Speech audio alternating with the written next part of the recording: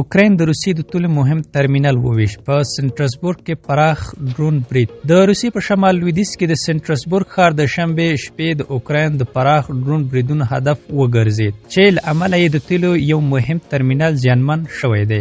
د اوکراین ولسمشر ولادیمیر زيلنسکي ویلي دا هغه مهم تاسیسات دي چې د روسیې د جګړې د دوام لپاره مالی سرچینه برابروي. نوموړي ټینګار کړی چې د روسیې د جګړې د تمویل پر بنسټونو بریدونه به دوام ولري. بلورتا د روسي چارواکي منلي چې پر سنټرسبورګ د ډرونونو لوی برید شوی او د تیلو ترمینل هم په نښه شوی. خو د احتمالي مرګ ژوبلې یا اوښتې زیانونو بشپړ جزئیات یې نه دی خپور کړی. اوکرایني چارواکي ادعا کوي چې په همدې عملیاتو کې د روسیې یوه مهمه سمندري اډه هم تر برید لاندې راغلې ده. خو روسیې تر اوسه د دې ادعا په اړه رسمي دریځ نه دی څرګند کړی. سنټرسبورګ د روسیې دوهم لوی ښار دی او له 5 میلیونو څخه ډیر اوسیدونکي لري. پر دغه ښار برید د اوکراین د هغو روسي عملیاتو برخه بلل کیږي چې د روسیې د انرژي او پوځي زیربناو کمزوري کولو لپاره ترسره کیږي. د اوکراین په وینا د اوږد واټن ډرون بریدونو له امله د روسیې د تیلو د تصفیه شاوخوا 43 سلنه ظرفیت اغیزمن شوی چې د سون توکو په تولید او رسولو کې